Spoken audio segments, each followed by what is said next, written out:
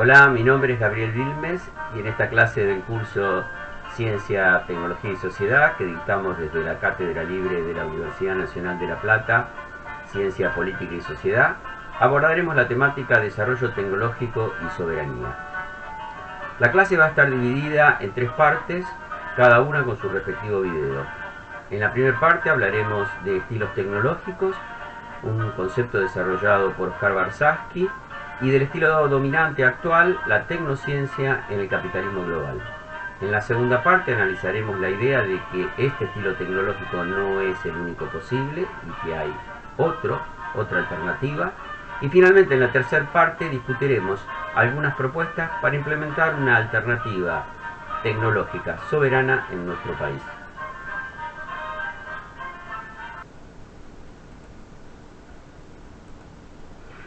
Vamos a comenzar entonces con el concepto de estilos tecnológicos. Y lo primero que vamos a hacer es utilizar una definición operativa de Oscar Barsky del concepto de tecnología. Vamos a decir que la tecnología es una receta, medios e instrumentos para lograr un resultado deseado de cualquier tipo. Saber hacer, capacidad de operar y posibilidad de transformar para alcanzar ciertos objetivos concretos de producción. Pero la producción en un sentido más amplio, no solo de bienes, sino de servicios de tipo cultural, político, institucional y de infraestructura. O sea, estamos hablando de una definición muy operativa. Fíjense que está resaltado en rojo la idea de que es una receta o medios para lograr un resultado que uno desea y que tiene que ver con objetivos concretos de producción en el sentido más general.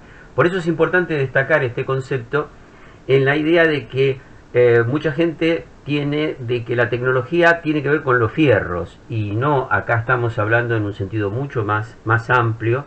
Estamos hablando de cultura, estamos hablando de tecnologías sociales. Ya veremos un poco más en detalle qué queremos decir con esto.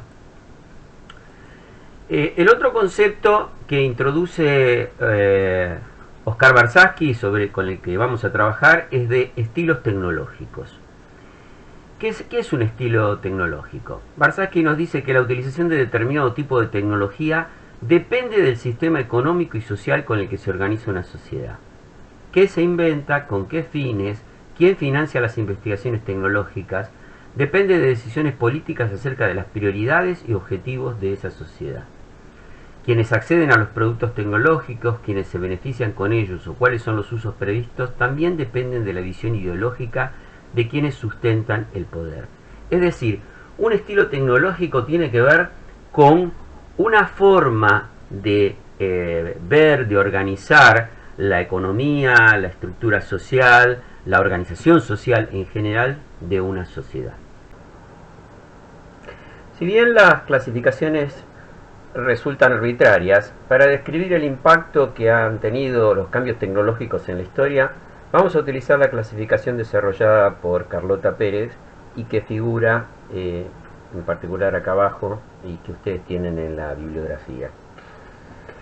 Una revolución tecnológica se podría definir como un conjunto interrelacionado de saltos tecnológicos radicales que conforman una gran constelación de tecnologías interdependientes, algo así como un clúster o un conjunto de clústeres o de sistemas. Con este concepto, desarrollado por Pérez, es posible identificar 5 de esos sistemas desde la Revolución Industrial, la primera en 1771. Cada una puede verse como inaugurada por un importante salto tecnológico que actúa como Big Bang.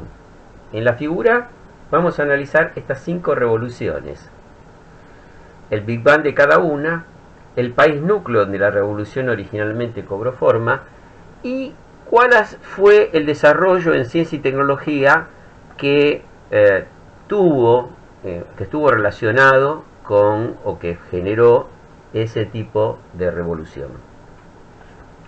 En primer lugar tenemos lo que se llamó la revolución industrial, caracterizada por el desarrollo de los motores a vapor y fundamentalmente por la aparición de la industria del algodón y del hierro a través de pequeñas empresas que tenían menos de 100 obreros con la aparición de los empresarios individuales. Obviamente su punto, como mencionamos antes, su país núcleo fue Inglaterra, aunque se extendió al resto de Europa, y quizás el Big Bang disparador fue el desarrollo de las hilanderías, particularmente la hilandería de algodón en Cromford.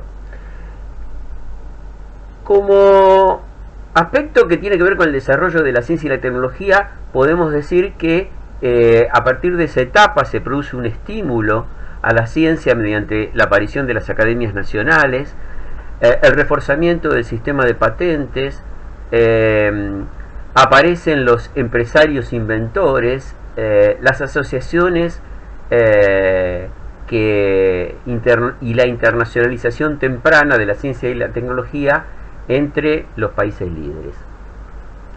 Una segunda revolución tecnológica tiene lugar en el año 1829. Los años acá son un poco arbitrarios, pero indican un punto de partida a tener en cuenta, y que tiene que ver con la era de vapor y la era del ferrocarril fundamentalmente, y el desarrollo de las industrias de carbón, acero y gas y electricidad. Hay obviamente a partir del ferrocarril una revolución en el transporte y se produce la creación de una red de transporte a escala mundial, fundamentalmente a través del ferrocarril. Otra vez es Inglaterra, el país núcleo, que encabeza esta revolución tecnológica, y quizás el Big Bang que lo caracteriza es el motor rocket que se utilizó para el ferrocarril que unía Liverpool con Manchester. En esta etapa aparece la internacionalización del sistema de patentes. La universidad se integra a la actividad de investigación. Hay un proceso de fundación de disciplinas científicas en la periferia, en los países periféricos, no centrales. La tercera gran revolución tecnológica se produce a partir del año 1875. Tiene que ver con la era del acero, la electricidad y la ingeniería pesada. Fundamentalmente aparece en la industria del automóvil, la aeronáutica, las industrias del plástico. Aparecen las primeras corporaciones, que son nucleamientos de empresas, el capitalismo monopolista, el imperialismo como fase del capitalismo y el desarrollo del proteccionismo en los países que lideran este proceso de revolución tecnológica. Estados Unidos y Alemania son los países núcleos que sobrepasan a Inglaterra y empiezan a jugar en el escenario mundial activamente.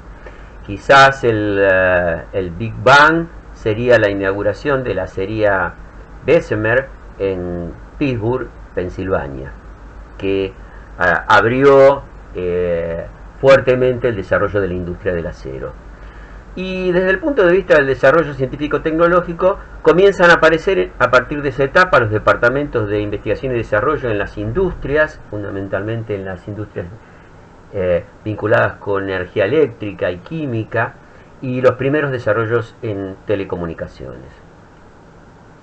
Una cuarta revolución tecnológica ocurre a partir de principios de siglo, cerca de 1910, 1908, 1910, y tiene que ver con lo que se llama la era del petróleo, la era del automóvil y la producción en masa, fundamentalmente de productos que se comercializan. La industria del petróleo y sus derivados aparece como un área clave de desarrollo. Aparecen las aerolíneas comerciales, los materiales sintéticos. Hay un gran crecimiento de la industria farmacéutica. Por supuesto, es en esa etapa Estados Unidos, rivalizando con Alemania, el líder, quien encabeza el liderazgo mundial. Y el elemento paradigmático, el Big Bang, es la aparición, la salida del primer modelo de Ford, el Ford T, en Detroit, Michigan, que fue el punto clave para el desarrollo automotriz norteamericano.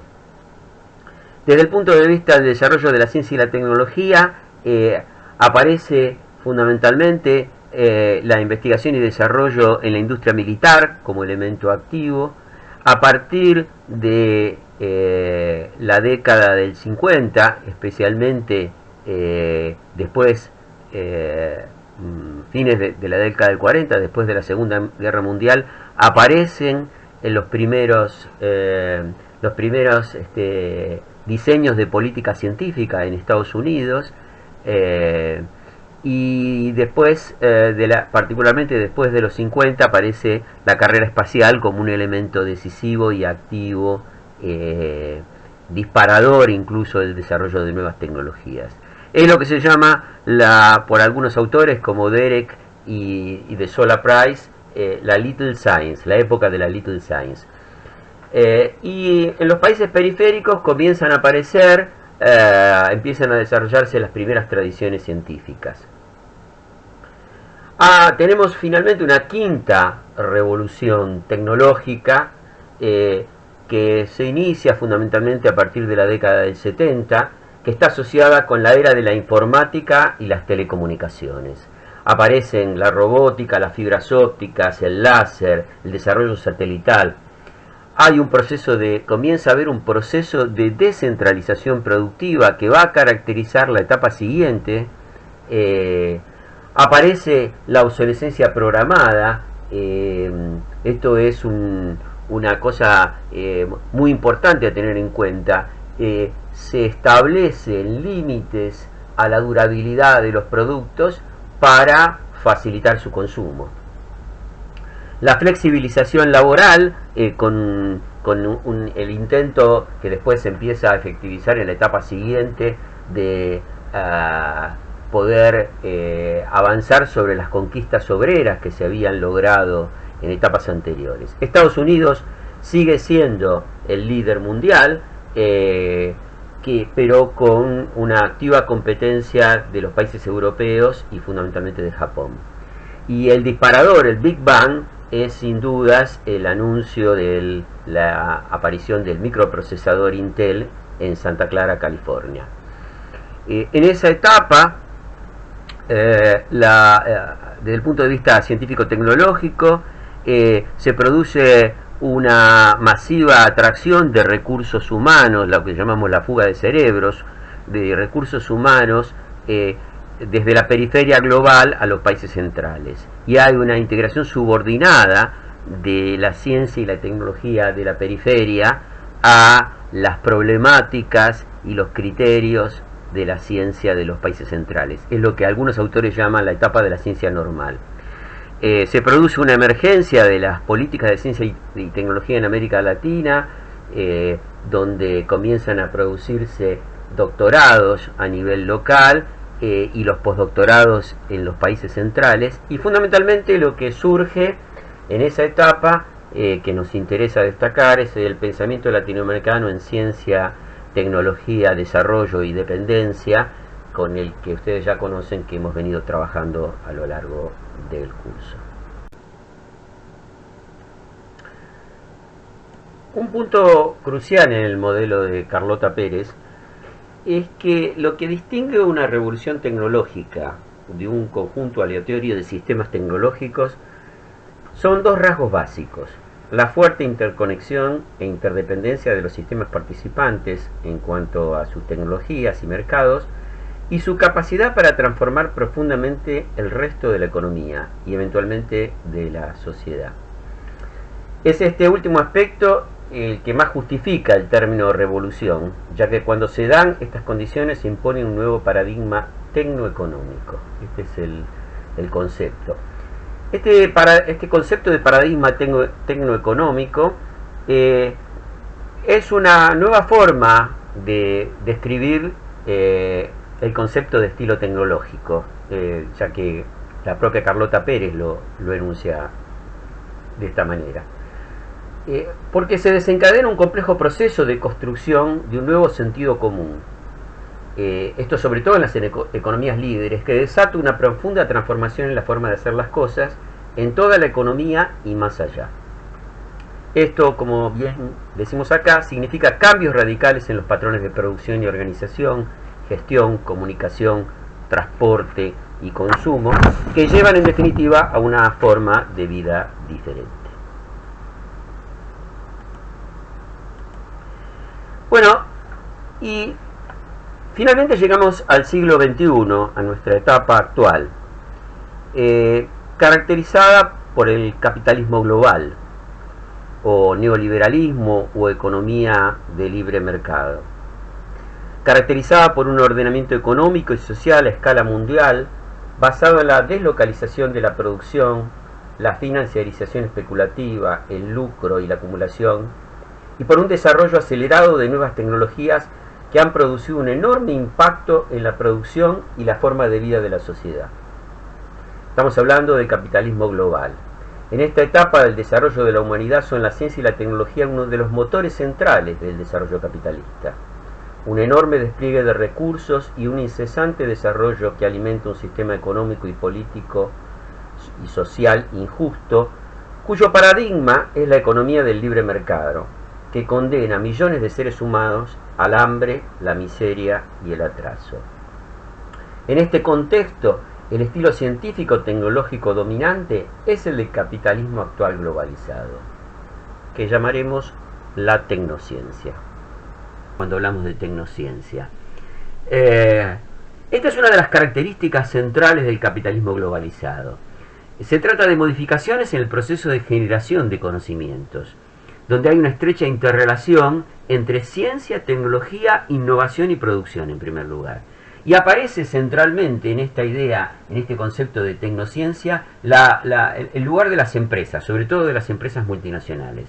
En particular en los 90 se introduce el concepto de innovación en la gestión de las políticas científico-tecnológicas, que incorpora una serie de conceptos que tienen que ver con una idea muy importante, que es que el lugar del locus de la innovación está en la empresa, y el Estado pasa a estar en un segundo plano como apoyo a las actividades que la empresa desarrolla. Esto se impone como una idea del neoliberalismo fundamentalmente, que tiene que ver con este concepto de desplazamiento del Estado para hacer la empresa y el desarrollo privado, sobre todo a partir de la concentración en empresas multinacionales, el punto central, el punto fundamental del desarrollo económico mundial. Sin embargo, algunos autores como Renato Dañino consideran que esta dinámica tecnocientífica global que está crecientemente motorizada por empresas transnacionales que controlan lo que aún se denomina investigación científica y monopolizan lo que aún se designa como desarrollo tecnológico. Por eso él habla de que, él y otros autores hablan de tecnociencia o de dinámica tecnocientífica global, ¿no? Ya no es como antes sencillo separar la ciencia y la tecnología por un lado y el desarrollo industrial y productivo por el otro. Hay una dinámica única que se puede visualizar en algunos datos, como los que figuran acá, que, por ejemplo, del 100% de los recursos invertidos en investigación en ciencia y tecnología en el mundo,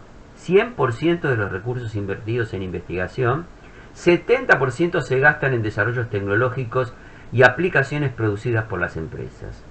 Por supuesto, la mitad en multinacionales y el 30% en instituciones públicas. Este es un dato fundamental para ver dónde están la innovación, dónde aparece fundamentalmente estas transformaciones, digamos, por eso el concepto de desarrollo tecnocientífico. En Estados Unidos, por ejemplo, el 70% del gasto público en ciencia y tecnología es para desarrollo militar. 70%. 15% para el nuclear y aeroespacial y solo un 15% para el resto. Quizás esto permita visualizar también parte de la crisis que está viviendo Estados Unidos con la pandemia, en relación con que la mayor parte de la infraestructura científico-tecnológica que tienen los Estados Unidos no está puesta en función de la vida, sino fundamentalmente en función de la muerte. 70% del gasto público para desarrollo militar. ¿Qué otras características tiene esta tecnociencia o este desarrollo científico-tecnológico en el capitalismo globalizado?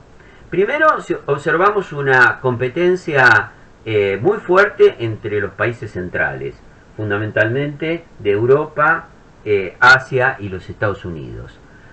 Una hiperconcentración de los recursos en temas muy acotados, en los que se pasa aquellas áreas donde se pasa muy rápidamente de la etapa del descubrimiento, de lo que se solía llamar ciencia básica o investigación básica, a un producto comercial en forma casi inmediata.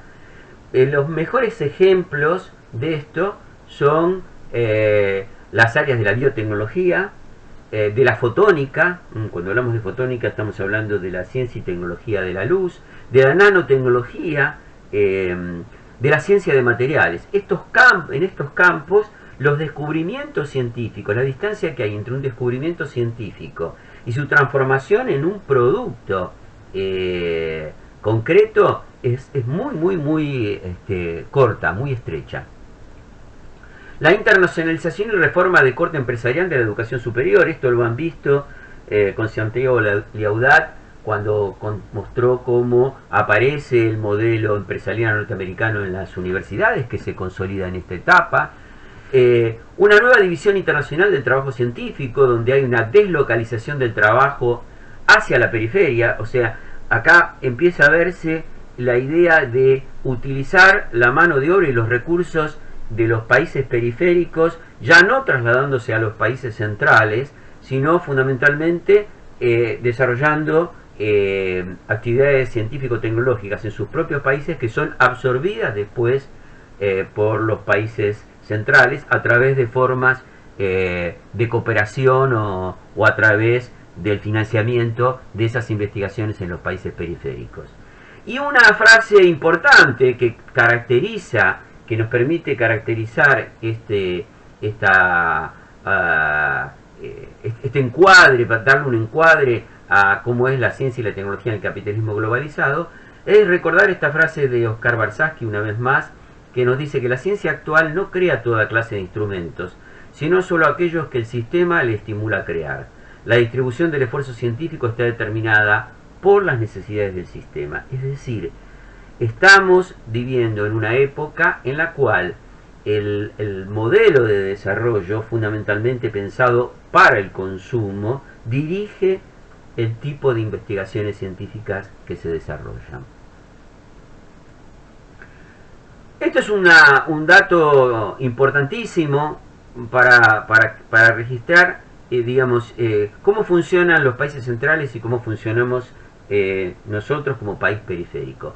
Observen cómo es la distribución de la inversión en tres áreas. Investigación, lo que se podría llamar antiguamente investigación básica, investigación aplicada y desarrollo experimental. Cuando hablamos de desarrollo experimental, hablamos de desarrollos que se hacen en las empresas para producir cambios o ajustar tecnologías.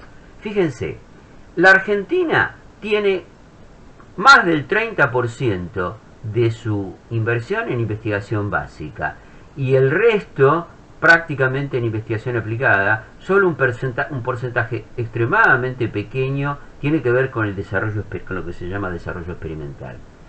En Estados Unidos esos números, la investigación en desarrollo experimental aumenta notablemente, y fíjense cómo pasa lo mismo en Japón, en Israel, pero fíjense lo que pasa en China. China solo invierte el 5% de sus recursos en investigación básica y casi el 75% en desarrollo experimental. Esa es una de las características de la forma de producción actual y su vinculación con el sistema científico-tecnológico. ¿Qué consecuencias tiene esto? digamos, en la vida, en el mundo actual. El desarrollo tecnocientífico actual es un factor determinante del deterioro programado, la obsolescencia planificada, el consumismo exacerbado, la militarización creciente, la degradación ambiental y la desigualdad económica y la injusticia social. Esta es la característica más importante del impacto que tiene la ciencia y la tecnología, o lo que llamamos desarrollo tecnocientífico, en la vida cotidiana. Esta tecnología dominante tiene además un efecto de control en las sociedades y sus individuos. Las estructuras tecnológicas determinan en gran parte cómo las personas viven en cada sociedad, cómo se comunican, cómo se desplazan. Y aparece esta idea de paradigma tecnoeconómico, o, como decíamos, de estilo tecnológico de Carlota Pérez, ya que transforma no solo los aspectos materiales, sino fundamentalmente la subjetividad, nuestra subjetividad. A pesar de la ilusión que crea en los individuos, muchos de los productos y resultados científicos tecnológicos que se desarrollan en la sociedad del capitalismo globalizado no alcanzan a toda la población y menos aún mejoran los niveles de vida de los más pobres. Un ejemplo claro es que se produce comida para al menos el doble de la población mundial, pero 1 de cada 7 seres humanos pasa hambre, y en algunos lugares del mundo, como África, literalmente se mueren de hambre miles de seres humanos. O sea, el problema no es que no estamos produciendo alimentos, el problema es que no se están distribuyendo. Muchas nuevas tecnologías entran en conflicto con los procesos de participación ciudadana y de democratización de la sociedad. Y hay un interesante ejemplo, no solo con conflictos medioambientales, con el extractivismo, con la sobreexplotación de la tierra, sino con las formas de control de la vida privada a través de los sistemas de seguridad, a través de Internet, con los intentos de privatización de las redes y de los sistemas de comunicación virtual. Son claros ejemplos de que estas nuevas tecnologías entran en conflicto y generan una forma de control sobre la sociedad. Quizás se ve muchísimo más fuerte en las sociedades asiáticas esto. Y esto ha hecho crisis violentamente con la pandemia, con la enfermedad COVID-19. Nosotros decíamos en la editorial de nuestra revista, si la cuestión de la supervivencia de la especie humana puesta en riesgo por el capitalismo ya estaba desde hace mucho tiempo en debate, la pandemia ha producido una vertiginosa aceleración de la crisis de un sistema que ya no tiene nada que ofrecer que no implique muerte, desigualdad, miseria y la destrucción del planeta. El neoliberalismo como modelo económico terminó de desestabilizarse por un virus que surgió y se expandió como consecuencia de un sistema global que es su base de sustentación.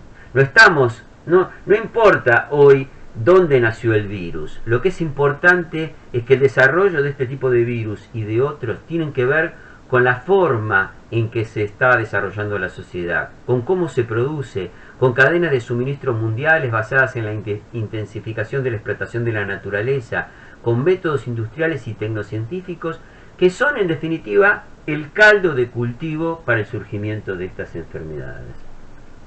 Por otro lado, las medidas de aislamiento han incrementado la digitalización de nuestra vida, fortaleciendo el capitalismo de plataformas, el comercio electrónico, las empresas que lucran con los datos, con la educación a distancia. Todo esto que ha aparecido con la pandemia parece venir para instalarse. Las grandes corporaciones tecno están ganando fortunas con la pandemia. Y además asistimos a un recrudecimiento de la competencia por la supremacía en las tecnologías de la llamada cuarta revolución industrial. Hablamos de inteligencia artificial, Internet de las cosas, telecomunicaciones de quinta generación, Big Data, computación cuántica, tecnologías verdes. Y aparece otra vez esta cuestión de, por un lado, la ciencia y la tecnología como la esperanza para encontrar una vacuna y para encontrar estrategias para paliar el drama de esta pandemia. Pero una pregunta que nos hacemos y que está como central en el debate: cuando se encuentre esa vacuna o esas alternativas, ¿van a ser para todos con esta sociedad, en este modelo de sociedad? Las agencias de los países centrales van a... las farmacéuticas, las transnacionales de biotecnología, los oligopolios farmacéuticos, van a aceptar compartir sus resultados libremente con el resto del mundo, o lo que van a hacer es tratar de patentarlos para seguir haciendo negocios. Este debate, esta cuestión pasa a ser hoy central y bueno, ya muchas de estas empresas y muchos de estas agencias de países, hablo de los Estados Unidos en particular, parecen no estar dispuestos una vez más a compartir esto y a transformarlo en una nueva forma de ganar dinero a costa de la vida del resto de los seres humanos de este planeta. ¿Qué pasa en América Latina con esta forma, con este mundo, con esta tecnociencia que domina hoy, que actúa hoy sobre el mundo en el que vivimos? Lo que observamos en cuanto al desarrollo científico-tecnológico en América Latina es una escasa integración entre las políticas públicas, las necesidades sociales, los recursos científico-tecnológicos y la producción. En general, observamos que las agendas del sector académico-científico están desconectadas de la realidad socioeconómica y las culturas académicas son afines a esta desconexión entre lo que necesita nuestra sociedad y lo que realmente se investiga o se hace en ciencia y tecnología. También hay escasas integraciones sur-sur, y me refiero a integraciones para atacar problemáticas, las problemáticas de nuestros países. Por otro lado, algunos países de la región saben gestionar ciencia, pero faltan capacidades de gestión de tecnología. Vemos una persistencia y en algunos casos una agudización del cientificismo, este concepto que trabajamos en clases anteriores. Este cientificismo se aplica no solo en las conductas individuales de quienes hacen investigación, sino en los modelos de desarrollo, en los programas y proyectos, en la evaluación, en las normas. Hay una persistencia de políticas explícitas e implícitas, en algunos casos intergubernamentales, como ha ocurrido en estos años en Argentina, en los cuales se veía una contradicción importante, lo hemos conversado esto en algunas clases anteriores, entre lo que se dice, entre lo que figura explícitamente y después lo que efectivamente se hace. Quizás la expresión más brutal fue durante el macrismo, donde se hablaba, donde se mentía diciendo que se apoyaba la ciencia y la tecnología porque había un ministro que representaba la continuidad mientras se destruía al complejo científico-tecnológico. También culturas empresarias ajenas a los objetivos productivistas y a proyectos que impliquen equidad y distribución. En general, muchas de las culturas empresariales se han transnacionalizado y se han vinculado fuertemente a la especulación financiera impuesta por el modelo global. En los últimos años hemos padecido además un énfasis en estrategias basadas en la innovación como proceso para incorporar nuevas tecnologías y conocimientos y mejorar la posición competitiva. Esta idea del innovacionismo apareció muy fuertemente en Argentina y Brasil, o como un producto para vender a las multinacionales. La idea de copiar modelos como el coreano que intentó hacer, por ejemplo, Ecuador. Es decir, transponer modelos de formas de desarrollo en nuestros países que no tienen que ver con nuestras problemáticas y nuestras necesidades. De alguna manera lo que podemos decir entre estas consecuencias, que hay una ideología dominante que identifica progreso con desarrollo tecnológico. Y se nos vende la idea de que tenemos que ir hacia un progreso técnico, a cerrar la brecha tecnológica. Y este desarrollo estaría marcado por tecnologías de punto. Por eso hay que dedicarse a la nanotecnología, a la fotónica, etcétera, etcétera. Y esto no es así. Nuestros problemas no tienen que ver estrictamente con este tipo de tecnologías. Y eso es lo que vamos a conversar un poquito más en detalle en lo que sigue. Muchas veces, en el mejor de los casos, las visiones más desarrollistas proponen hacer en nuestros países lo mismo que han hecho los países centrales, o sea, copiar estos modelos de desarrollo. Y como hemos visto y como nos plantea Barsatsky, esta no es de ninguna manera la estrategia que deberían seguir nuestros países. Y vamos a cerrar con esta primera parte, con un concepto muy importante, que es ¿por qué la ciencia y la tecnología no ha logrado consolidarse en Argentina y en el resto del continente? Y hago esta pregunta para que la pensemos. Tenemos lo que ha mostrado incluso recientemente la actitud y la respuesta de nuestro complejo científico-tecnológico, nos ha mostrado una gran capacidad. Tenemos recursos, tenemos gente muy bien formada, tenemos una universidad pública que forma excelentes recursos humanos. Pero ¿por qué la ciencia y la tecnología no ha logrado consolidarse en la Argentina y sufre esto permanentemente, estos procesos de desarrollo y destrucción? ¿Y por qué además no impacta efectivamente sobre las necesidades de nuestra sociedad? Que es un problema también que ocurre en el resto del continente. Y vamos a usar una expresión, una idea de Diego Hurtado, publicada en un artículo que publicó en nuestra revista Ciencia, Tecnología y Política, en el número 2, que ustedes pueden encontrar. Y Hurtado nos dice que el obstáculo determinante y constitutivo de la debilidad crónica en las políticas de ciencia y técnica y su desconexión de la realidad socioeconómica local es geopolítico. Es un producto de la dependencia cultural y económica, consecuencia del lugar asignado a América Latina y a la Argentina en el orden capitalista mundial por las economías centrales, en coordinación con los organismos de gobernanza global. Y estamos hablando del Fondo Monetario Internacional, del Banco Mundial, de la Organización Mundial del Comercio, de la OCDE. Esta posición subordinada es reforzada por los intereses de las fracciones concentradas locales, financieras, extractivas y de baja elaboración de materias primas. En síntesis, el problema no es que los argentinos no sabemos qué hacer con nuestro país. El problema fundamental es que hay una dependencia. El concepto de dependencia que hemos visto, que hemos analizado, que hemos discutido en clases anteriores, es el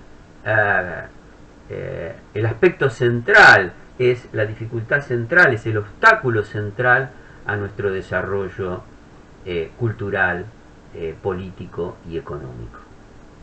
Vamos a seguir trabajando con esta idea en la segunda parte, donde vamos a ver si estamos condenados a este estilo, a esta forma de vivir y a este estilo tecnocientífico, o si hay otra posibilidad, otras posibilidades.